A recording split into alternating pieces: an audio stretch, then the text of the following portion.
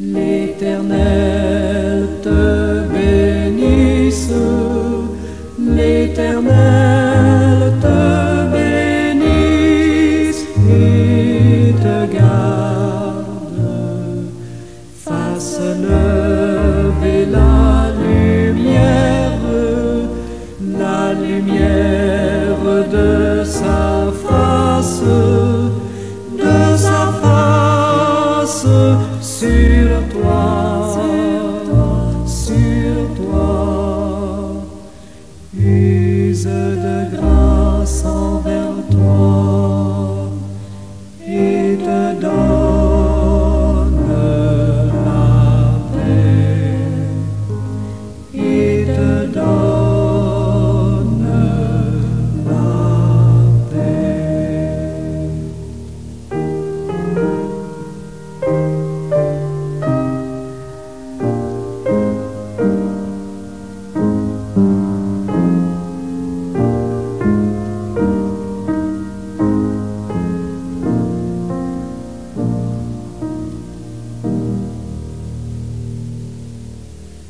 L'Éternel te bénisse, l'Éternel te bénisse et te garde, fasse lever la lumière de sa face sur toi, use de grâce envers toi et te donne la paix, et te donne la paix.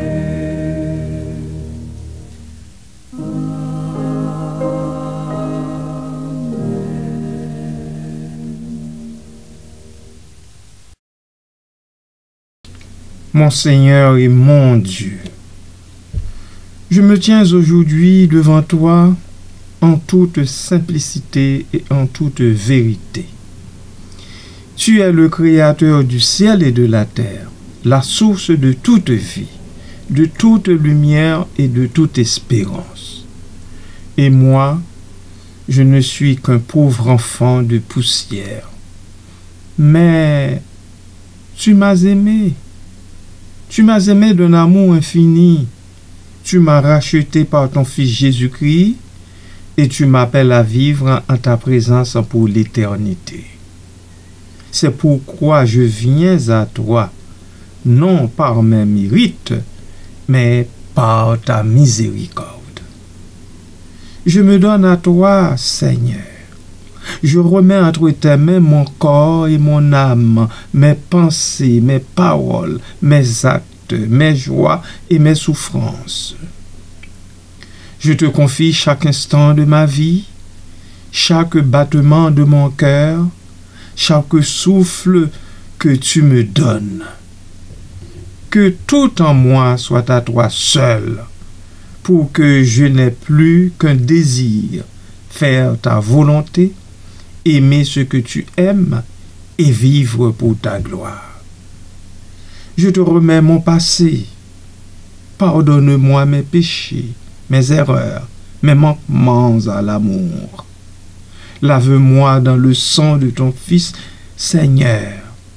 Rafraîchis mon cœur et renouvelle mon esprit. Que le passé ne me retienne plus, mais qu'il devienne une occasion de te glorifier par ma gratitude et ma fidélité. Je te remets mon présent. Que mes jours soient, ô Dieu, un sacrifice vivant, saint et agréable à tes yeux.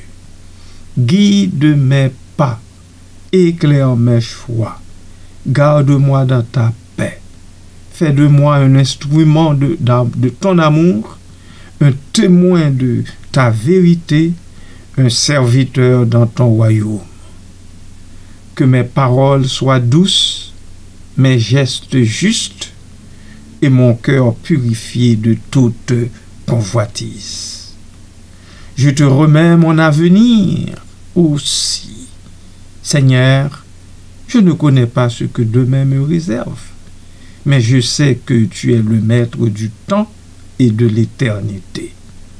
Quoi qu'il advienne, la santé ou la maladie, le bonheur ou l'épreuve, la lumière ou les ténèbres, je m'abandonne à toi. Je m'abandonne à toi et à toi seul. Je veux te faire confiance, même dans l'incompréhension, même dans les épreuves, même face à la mort, car je sais que tu es fidèle et que ton amour ne me quittera jamais.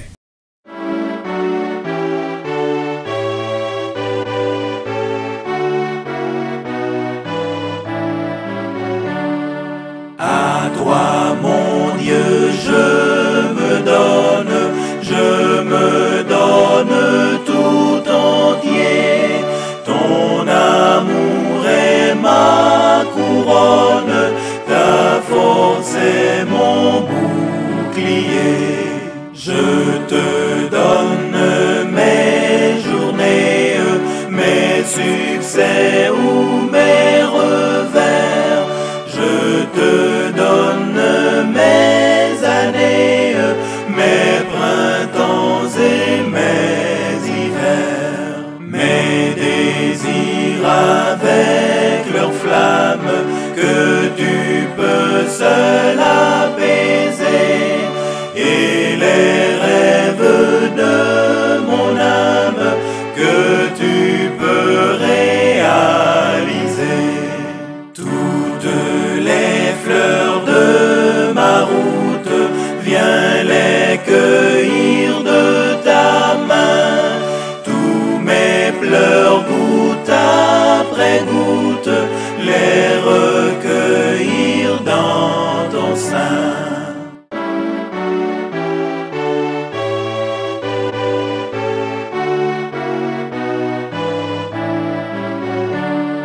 Dans la joie ou la souffrance, je veux te suivre en tout lieu. Toute ma vie à l'avance, je te l'apporte, ô mon Dieu.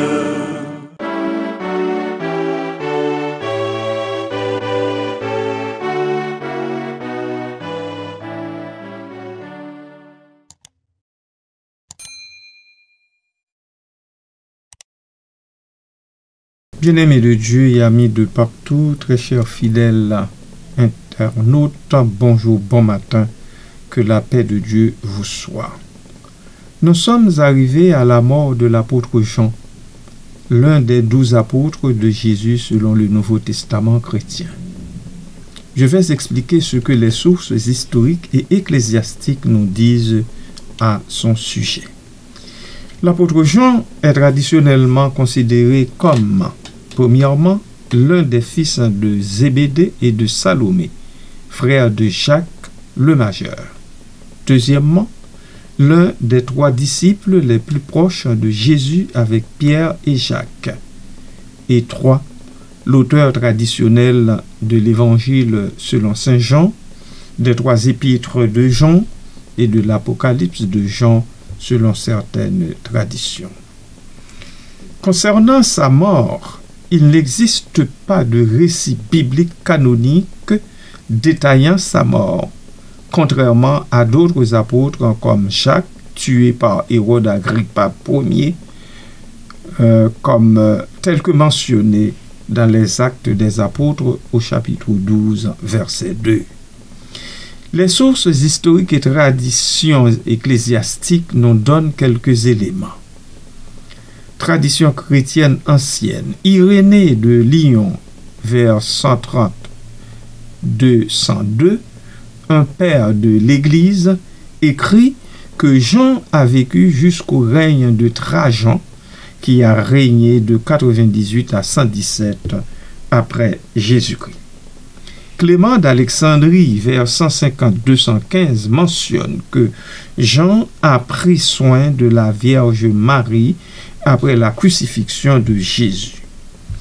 Tertullien, pour sa part, 160-220, raconte une histoire selon laquelle Jean aurait été plongé dans une cuve d'huile bouillante à Rome sous le règne de Domitien.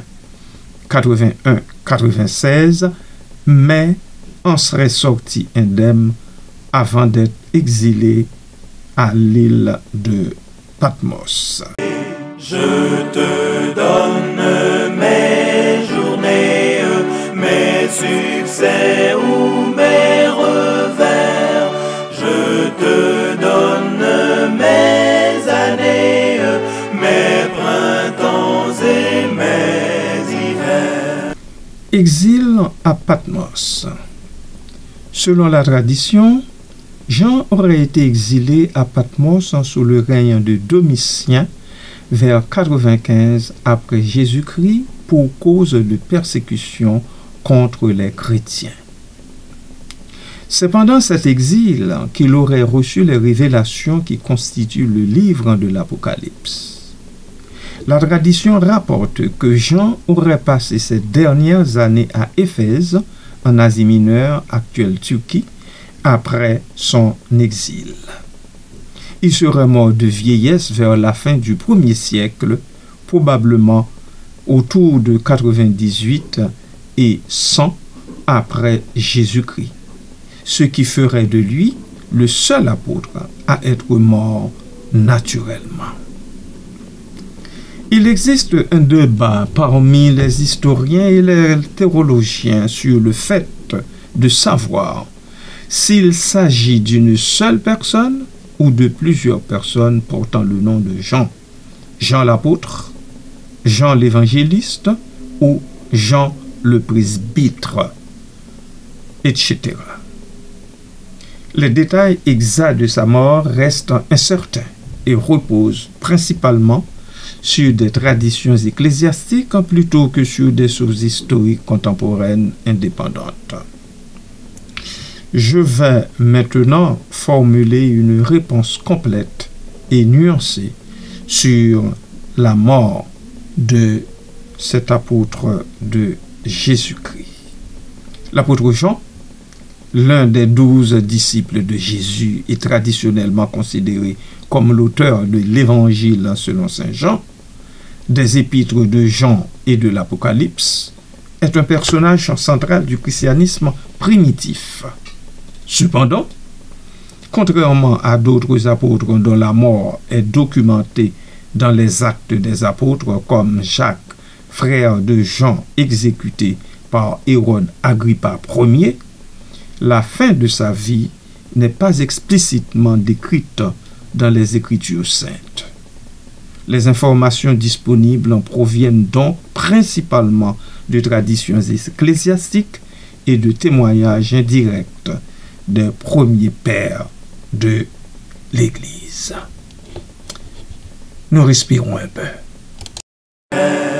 Mes désirs avec leur flamme, que tu peux seul apaiser, et les rêves de mon âme, que tu peux réaliser.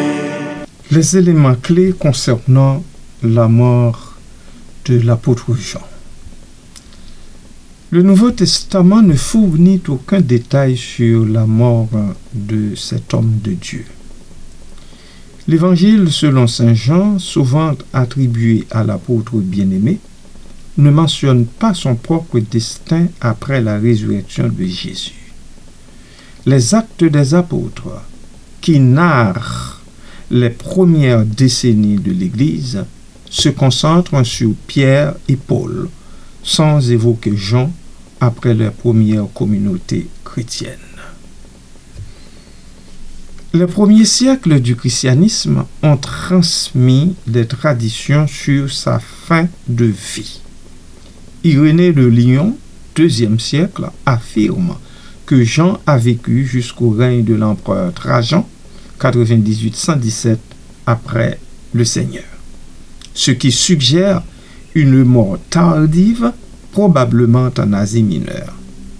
Clément d'Alexandrie, IIIe siècle, rapporte que Jean aurait pris en charge la Vierge Marie après la crucifixion de Jésus, avant de se rendre à Éphèse.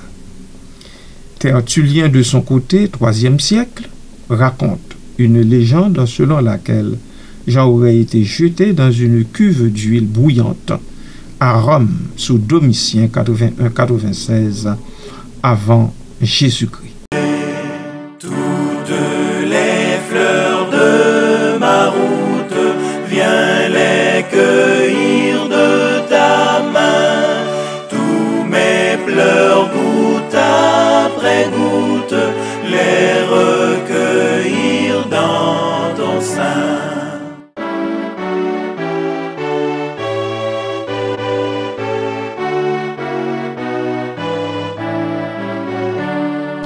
Selon la tradition, l'apôtre Jean est exilé à Patmos, une île grecque, durant la persécution de Domitien contre les chrétiens. C'est là qu'il aurait reçu les visions divines relatées dans le livre de l'Apocalypse, chapitre 1er, verset 9. Cet exil semble marquer un tournant dans sa vie, mais pas nécessairement la fin de son ministère. Après l'abrogation de la persécution sous Nerva, 96-98, après JC, Jean aurait regagné sa liberté et se serait installé à Éphèse, en Asie mineure, actuelle en Turquie. Plusieurs sources anciennes, dont Irénée, indiquent qu'il y a passé ces dernières années entouré de ses disciples.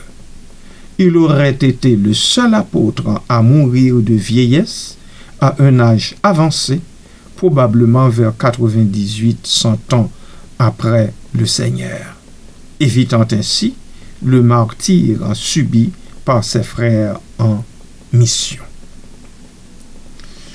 Identité multiple, certains théologiens et historiens distinguent plusieurs Jean dans les textes anciens. Jean l'apôtre, Jean l'évangéliste, Jean le presbytre d'Éphèse. Cette hypothèse complique l'identification précise des événements de sa vie. Bien qu'Éphèse soit souvent cité comme son lieu de décès, une tradition locale affirme que sa tombe s'y trouve, mais son emplacement exact reste inconnu.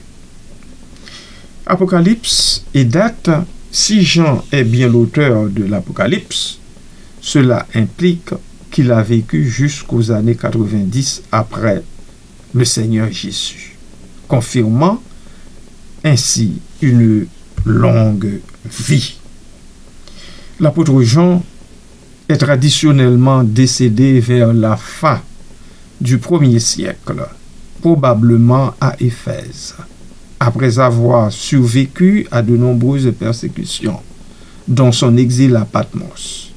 Contrairement à ses frères Jacques exécutés ou Pierre crucifié, il aurait échappé au martyre physique, mourant de vieillesse.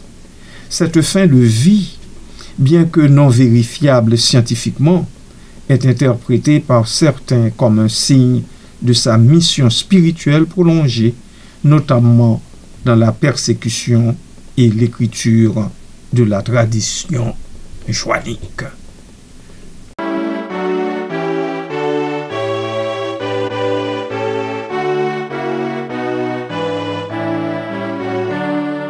Dans la joie ou la souffrance, je veux te suivre en tout lieu, toute ma vie à l'avance, je te l'apporte, ô mon Dieu.